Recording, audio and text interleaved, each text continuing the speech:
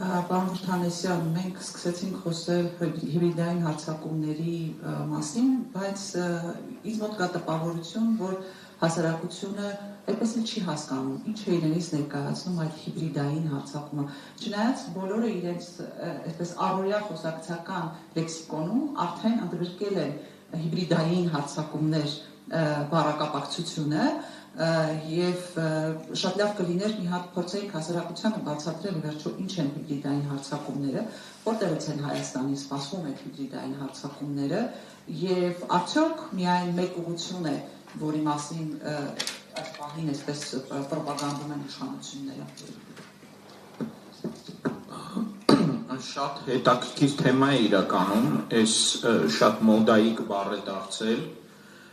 եզր է դարձել, ամենտեղ հնչում են, ամենավանդ վերջի 2 տարին, իսկ վերջի մի շաբաթը ռեկորդ է հիբրիդային բառի հմեկով, ազգային ժողովում, չգիտեմ, բազմաթիվ հարցազրույցներում, նույնիսկ իշխանական տենց ագրեսիվ այդ բլոգերներն են հանկարծ դարձել հիբրիդային մասնագետներ, հայկական քաղաքական դիսկուրսում հիբրիդային պատերազմ, հիբրիդային սպառնալիքներ, երբ որ ասում են, սովորաբար հասկանում են մի քանի շատ կոնկրետ, շատ նեղ բաներ։ Նախ հասկանում են ենթադրյալ Ռուսաստանի կողմից ինչ-որ գործողություններ, երկրորդը հիբրիդային ասելով նկատի ունեն հիմնականում քարոզչական ինչ-որ ներգործություններ, այդ fake news, կեղծ լուրեր եւ այլն, մանիպուլյացիաներ, Հիբրիդային պատերազմ, իսկ ավելի ճիշտ հիբրիդային սպառնալիք արտահայտությունը մոտավորապես 2000-ականներից է գալիս, ամերիկացիներից, ու վերջերս դա դառել է բավականին մոդայիկ եզր, առաջին հերթին հենց 14 թվականին, այդ Ղրիմի անեքսիայի շուրջ, դրանից հետո շատ լայնորեն կիրառվում է Չինաստանն է հիշատակվում, Իրանը եւ այլն։ Ըստ էության արևմուտքը ում դիտարկում է հակառակորդ, միանգամից մեղադրում է ինչ-որ հիբրիդային գործողություններ, հիբրիդային պատերազմ վարելու մեջ։ Ասեմ, որ այս եզրը տենց այդ իր մոդայիկ ճառագայթում է, շատ նման հիշեցնեմ եզրեր կային մինչ այդ, հոգեբանական պատերազմ, մոտ 70 տարի տենց բոլորը բոլորին մեղադրում էին հոգեբանական պատերազմ վարելու մեջ, հետո հայտնվեց այդ համակարգիչները, որ սկսեցին տարածվել, հայտնվեց տեղեկատվական պատերազմ եզրը, ավելի ուշ օրինակ կիբեր պատերազմ, դե հիմա էլ ոնց որ հիբրիդային պատերազմ եզրի այդ մոդայիկ բառն է։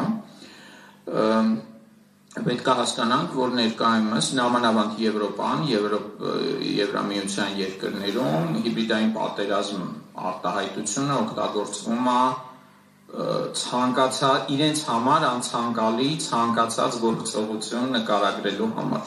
Այդ տենց մի հատ հովանոցի պես տերմին է, ով դուրները չի գալիս, պիտակում են որպես հիբրիդային ուժեր, հիբրիդային սպառնալիք եւ այլն։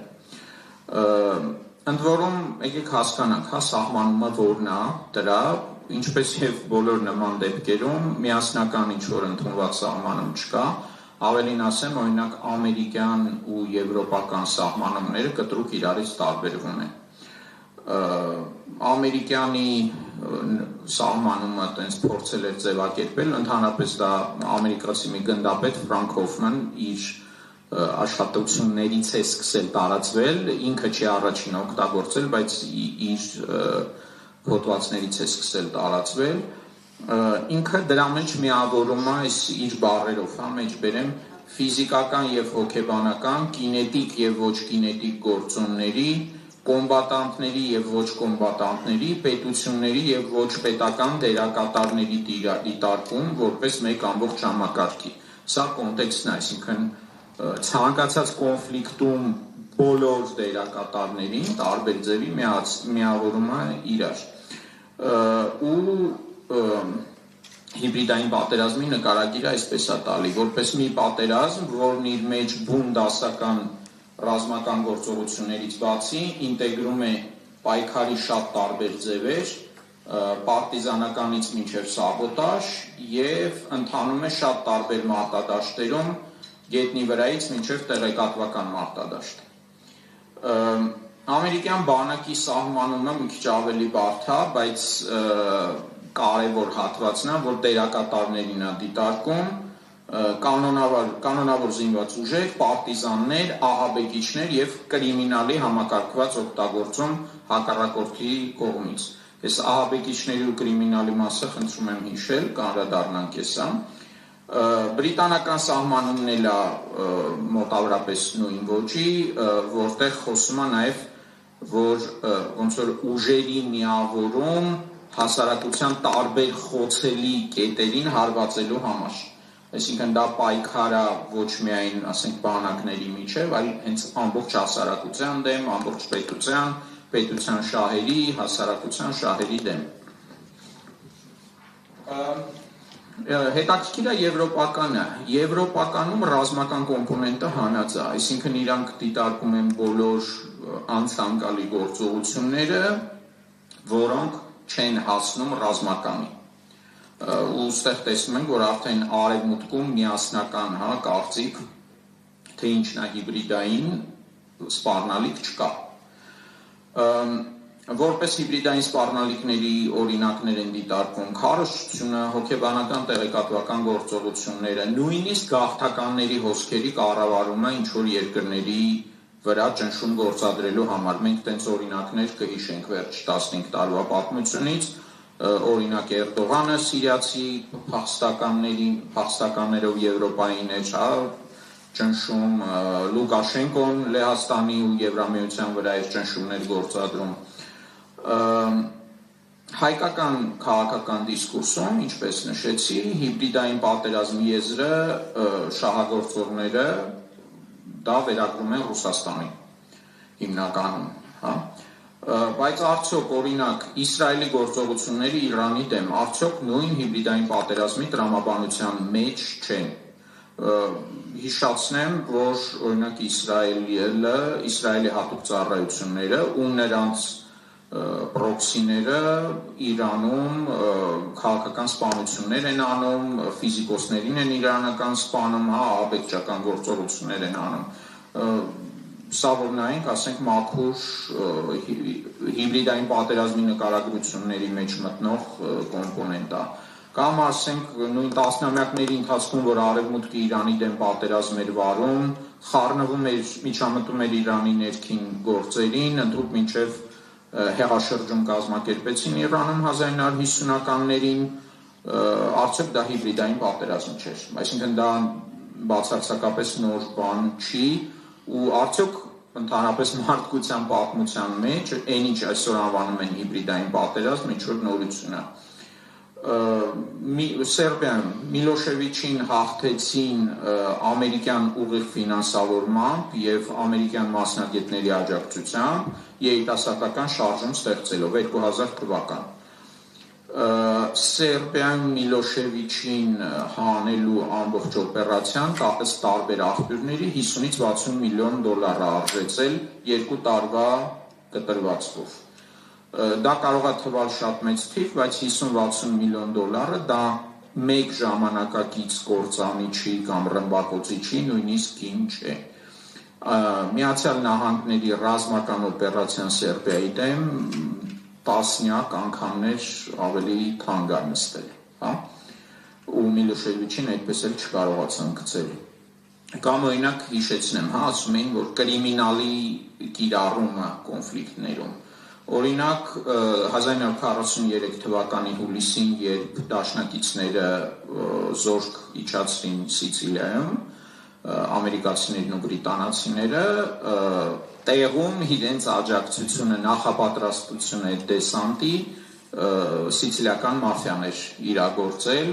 Ամերիկայում սիցիլիական մաֆիայի միջնորդությամբ այդ ներկայացուցիչների են հայտնի ֆիլմերից հայտնի կրիմինալ դեմքերը երկրորդ համաշխարհայինում օգնում էին Ամերիկային կռվել Իտալիայի դեմ։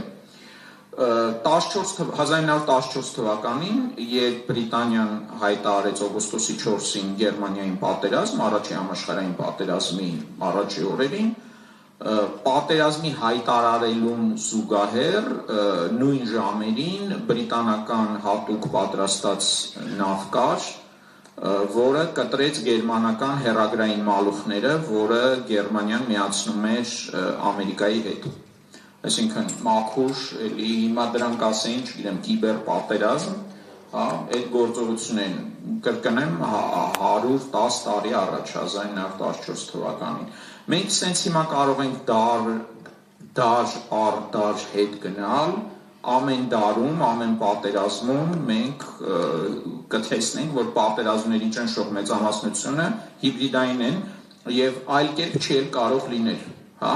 Իլիականը կարող ենք դիտարկել տրոյական հայտնի ձին, այդ էլ որ նայենք, անունը կարող ենք դնենք հիբրիդային պատերազմ։ 2006 տարի առաջ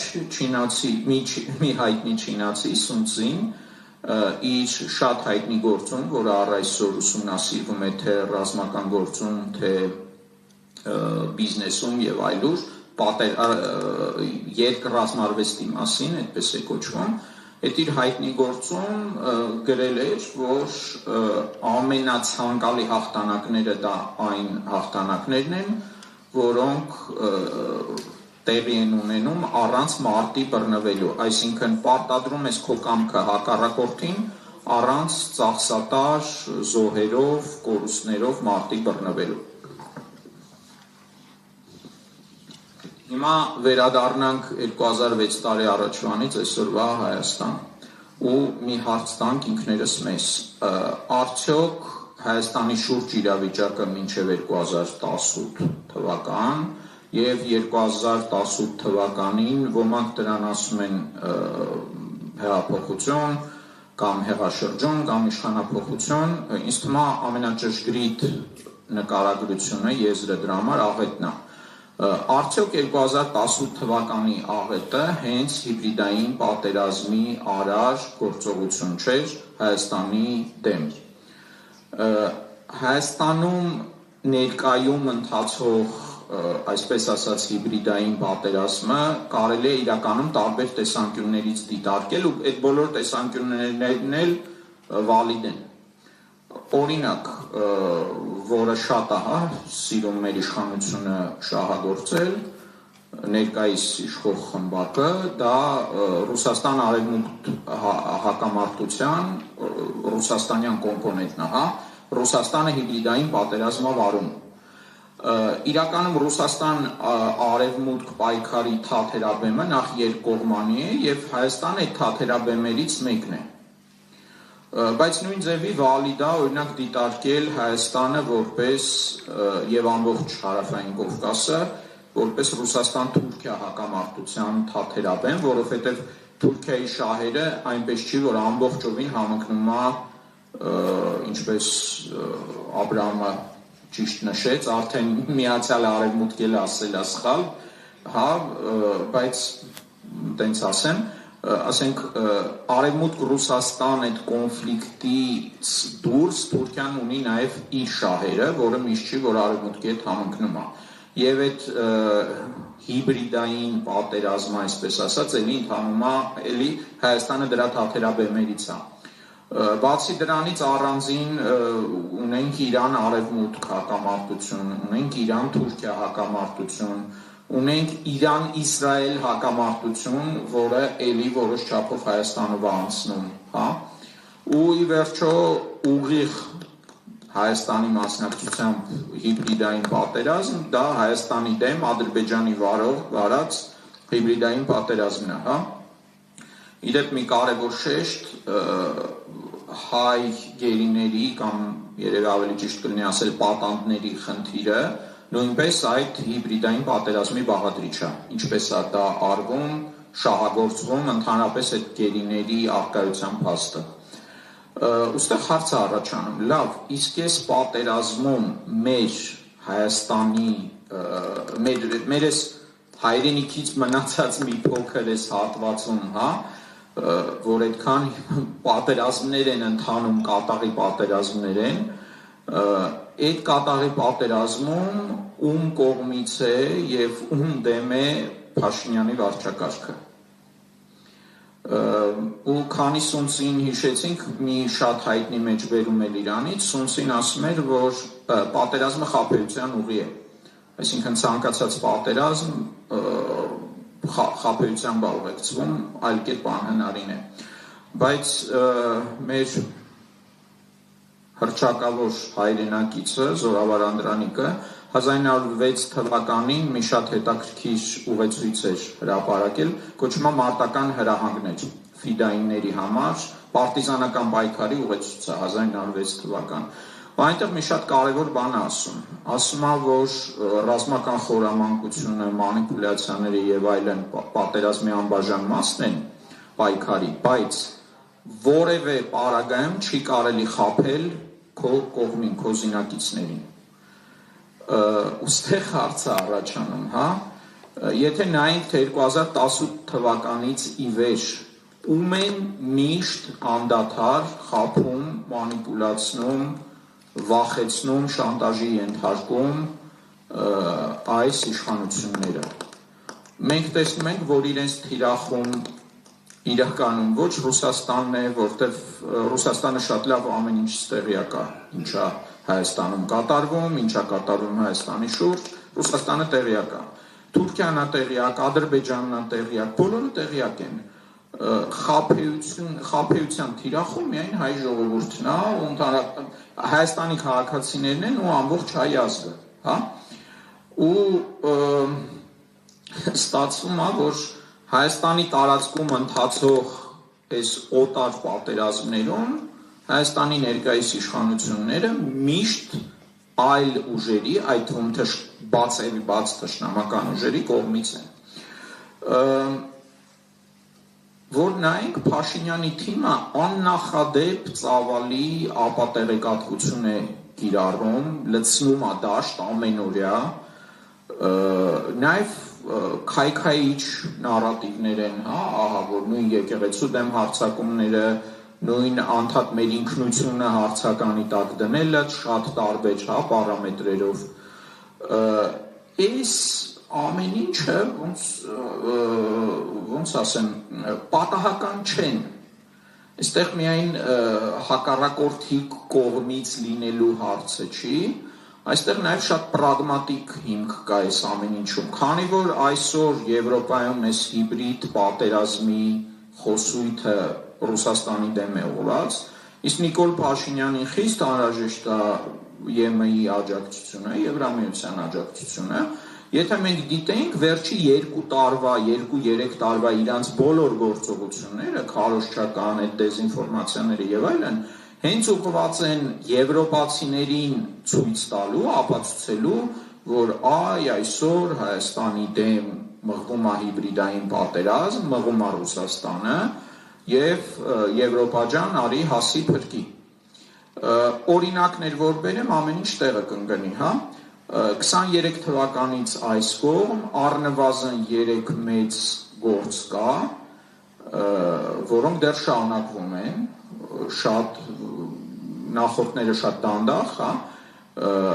ահաբեկչության ու իշխանության զավթման մեղադրանքներով։ Առաջինը այսպես կոչված հյուսիսային տերևաթափ մի հատ լրիվ փուչիկ գործ, երկրորդը այսպես կոչված Արբաթ բատալյոնի գործ, երևի նույնիսկ շատերը չեք էլ լսել այդ մասին, հա, եւ վերջինը սրբազան պայքարի մասնակիցներին ինչ որ ահաբեկչության մեջ մեղադրելն էր, ակնհայտորեն այդ ահաբեկչության թեման, դրա համար ասեցի ուշադրություն դարձրեք, էլի այն բանի համար է, որ ցույց տան, որ այ տեսեք, հիբրիդային պատերազմ, ահաբեկչություններով Հայաստանում ուզում են իշխանափոխություն անեն, բոլոր սլաքները ուղղվում է դեպի Ռուսաստան, ընդ որում ասում են բացահայտ կեղծիքներով, հա, ընդհուպ մինչև վերցնել տարբեր ժամանակներում տեղի ունեցած անկապ խոսակցությունից բառեր կտրել, միացնել իրար, անունը դնել, թե իբր ահաբեկչություն է, այն դեպքում, որ ասենք Նման բան ընդհանրապես չի եղել։ Սամվել Կարապետյանի գործը, էլի ռուսական, իբր ռուսական օլիգարխ, չգիտեմ ինչ, փորձում է Հայաստանում եսիմ ինչ անի։ Այս բոլոր խոսույթները հիմնավորելու համար են այն պնդումը եվրոպացիների մոտ, որ այ տեսեք, հասեք, փրկեք, Ռուսաստանը էսա մեզ ուտելու է։ Այսքանը մի խոսքով հասկանանք, որ այս հիբրիդ պատերազմներ, հիբրիդ սպառնալիքներ, դրանք մեծ հաշվով արդեն իմաստազրկված բառեր են, դրանք ուղղակի պիտակներ են, որով Նիկոլ Փաշինյանը փորձում է իր հակառակորդներին պիտակի, այդ ուժերի դեմ պայքարում Եվրոպայից աջակցություն ստանալու համար։